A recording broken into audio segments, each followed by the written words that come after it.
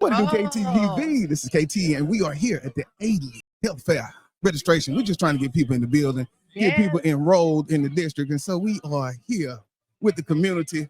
And I'm here with none other than the superwoman herself. Dr. Darlene Breaux is in the building. Oh, look, Dr. Breaux, how you been feeling? Wonderful and blessed. I'm so thankful that you are here, you know, just to being able to see you. I see you a lot of times on the social media, a lot of times when you're running, but in your words, that touch time is so very important. See, I remember that touch time. Don't play no games. Yeah. So now, other than that, what you got going on? Well, you know, other than my duties here for Alief, and I really don't see it as a duty. I see it as an opportunity to continue to serve the community. I've been having lots of coffee conversations, meeting some of our community members, some of our staff out for coffee, just hearing about, you know, kind of what they're enjoying about the district, the community, and what they would like to see more of. Other than that, you know, Doctoral Program at Abilene Christian University, we focus on growing K-12 leaders to get their doctorate. And so we have we just launched the program this year, and it will be a year in the fall coming up. And we broke a record as far as enrollment. I was told that for a program launch, we had the largest first cohort that they had ever had. Yes. Look, well, congratulations on that. I know the doctorate, just the word in itself can make you just, So to be able to kind of pull people in, to get everybody that wants to grow inside of that same circle is a feat in itself. So congratulations to you all. Thank you. I knew when I had the opportunity to serve in that capacity, there were two things that I wanted to ensure. That the program was something that our K-12 leaders would be interested in, and said time and money, right? Because I'm leaders in K-12. I've been in the education system for a little over 25, 26 years. And we don't have a lot of time outside of work. So it had to be something that they could do at their own pace and it accelerated, but still the rigor is there. And then I wanted it practitioner based. I don't want a lot of philosophy. Yeah, that's great. But I want to tell me how I can deal with the situations in my campus, in my district. Like you said, real life. And so we have a lot of that built in. And lastly, one of the special things to me, I know in many times in programs you feel isolated and that you don't get opportunities to do stuff beyond your district. So embedded in my program, I have some study abroad opportunities for our doctoral students. So we've been to Portugal, and we're planning next summer to take them to Oxford University. I was a guest lecturer at Oxford University, Manchester College, and I said, you know, just walking in the spaces where, you know, knowledge and, you know, just study is so honored. I said, this is where I need to bring my students. Wow. I guess over the years, the growth, the change, like just, it's so awesome to watch it, but how have you been just living on the inside of everything that's been happening? And we know nothing happened by chance. Everything is built off a decision you made a long time ago. Yes. So then how do you feel about what you're going through? Like, and I asked Dr. Mays this a few minutes ago, do you just sometimes sit back and just be awed and like, oh my God? Absolutely. I say it's divine alignment. There, you know, every day when I wake up and put my feet on the floor, you know, I have some mantras that I say, and one of them is, I don't chase, I attract. What belongs to me will simply find me. One thing that I know to be true is that when you chase after something, that means something is moving away from you, right? Yes. So when you are in divine alignment of what you're called to do and what you're supposed to do, you walk in that purpose and everything else will be attracted to you because it's supposed to be there to support you. That was powerful, Doc. That was, I think that was the word for today. That was powerful, man. So now with the Abilene, or is it virtual, or do you have to kind of live down there? No, it is actually virtual. So it's online. That was the thing about, I knew that our educators had to have something that was that they could, that they can fit into their busy schedules. Yes. So but the other thing that I know to be true is that when you're in an online program, it can feel very isolating because like you log in, you do your courses, submit it, your instructor grades them. So I have intentionally built in opportunities every single week for us to just get together Mondays, every Monday from 6 to 7, 1 hour, and we come on live on Zoom. And our students, they come and like we've met grandbabies and foster dogs and children, because we need to get to see it's about building that community. They've seen us and they understand, okay, it's not just Dr. Darlene Breaux, program director. It's like, this is who I really am. And I have literally been at the TASA conference, and I was the Texas Association of School Administrators, and I was walking through the hall and I heard Dr. Breaux, and I turned around to see, and it was one of my students.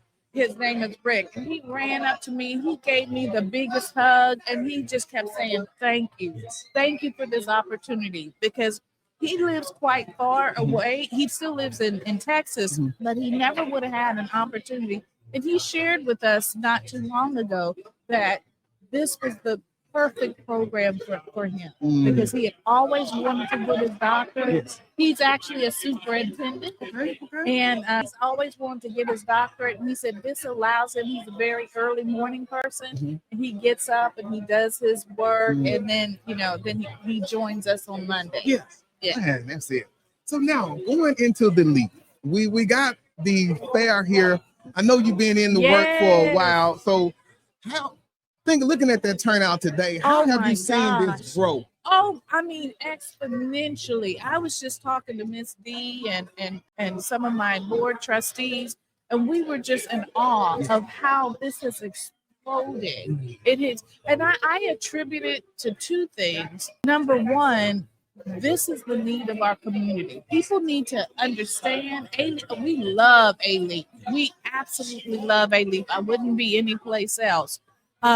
Alief has changed over time. I moved out here when there were still cows on Westheimer and Dairy Hatchery. Okay. Right. No, really. And so we have grown, and I love to see the growth. With that growth, there has been a lot of also needs. We have needs in our community.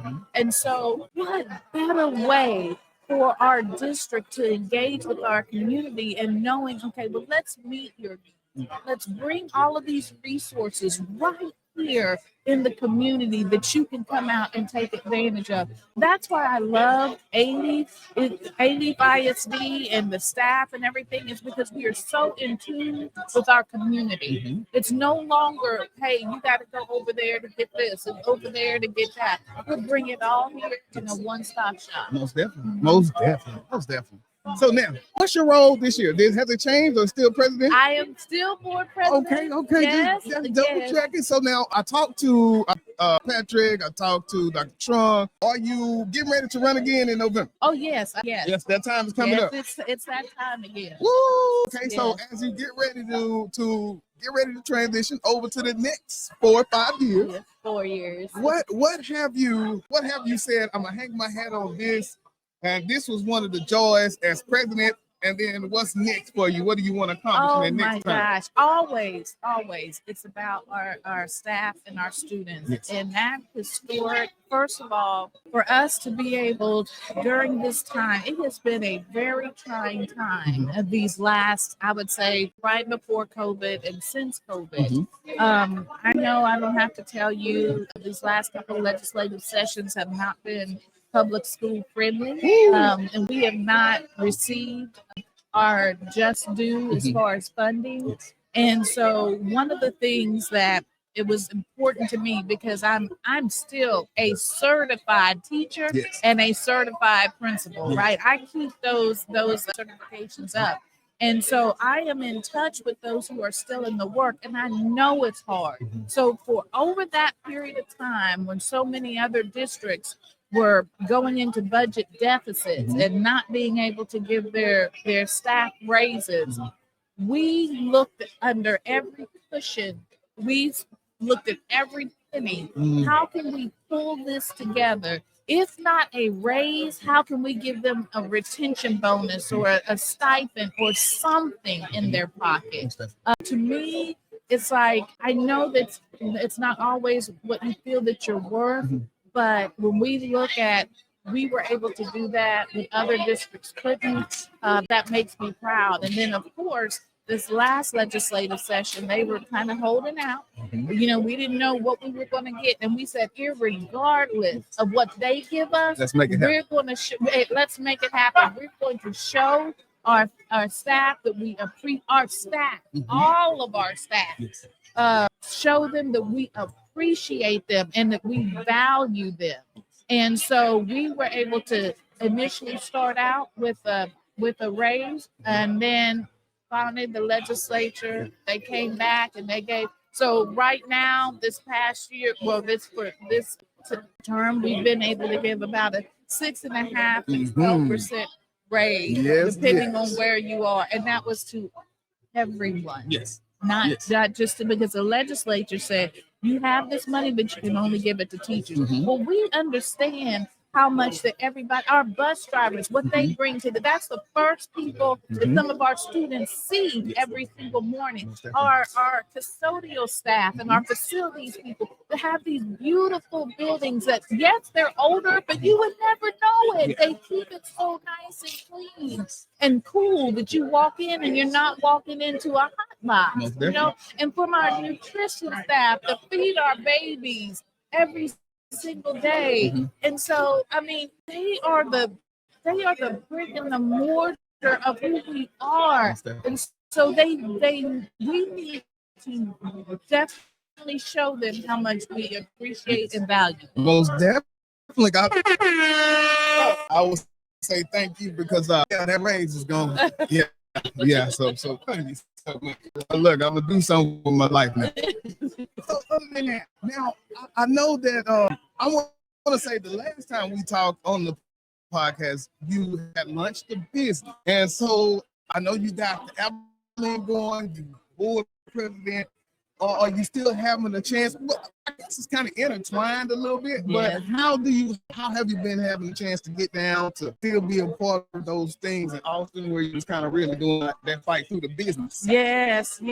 So Insight and Consulting is my consulting business that I do. Still doing great work.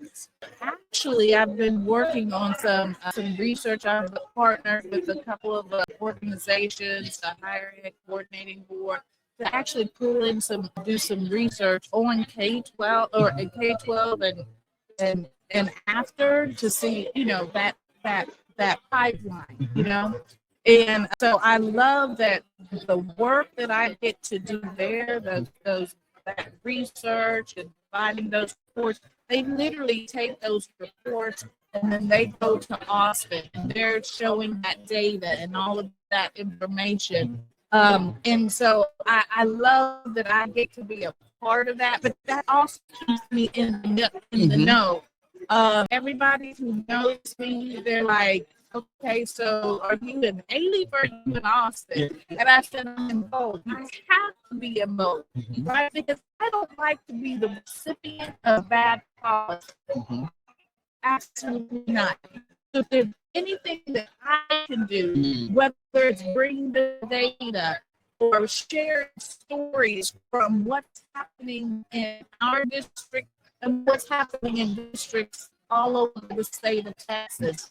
I also serve as a board of director of the Texas Association of School Boards, and that's a conglomerate of membership districts from across the state of Texas. And I think there's like about 41 board of directors. And so I get to hear about what's going on, and everyone's looking for me. All right, go to Austin. Education bills have had offices to reach out to me and say, hey, this bill is coming up. Where would you stand up and testify? Which I have done. I work with a cohort, TPI, Texas Education Policy Texas Education Policy Institute, and I have a cohort of TPI fellows, and I train them. They're all educators across the state of Texas, and I train them how to engage in and influence education policy. We read bills, we go and sit in board meetings so you understand how this process works, how local policy works, how state legal and state policy works. And then I train them, okay, so we're gonna testify before the House, the Senate, and the State Board of Education. And so, yes. Look, out here still putting in the work like it's day one. Well, people. This is the thing. At the budget, the Texas budget, the budget for education, public education is a huge part of that budget. Don't we need to be at the table? Doesn't someone that has a connection to education need to be there to be helping to influence and push good policy and say how this bad policy will impact us? And so my thing is, well, if not me, who? Right. So, that's what we do. We jump on Zooms. I drive to Austin. I have those conversations inside the work. And I'm just really thankful that they trust me enough to actually call me, because they know that I'm a data person too, and I'm gonna pull that data. So what I'm up there sharing is not what I think; it's what it's the research and what the data says. Yes. Come on now. So now, as we get ready to close out, I cannot let you go without saying something as our board president to the teachers as we get ready to go back to school for this school year. So, any words straight from you to our educators to just get us in the right mindset for this school year? You are valued. You are appreciated. We know the work that you do. And so we are so thankful that every day you step in those classrooms and you pour yourself, you bring your whole self to those children. Just know that you have a board and a board president that sees you, that hears you, and we will do everything we can to support you. And we really appreciate it. That's it, y'all.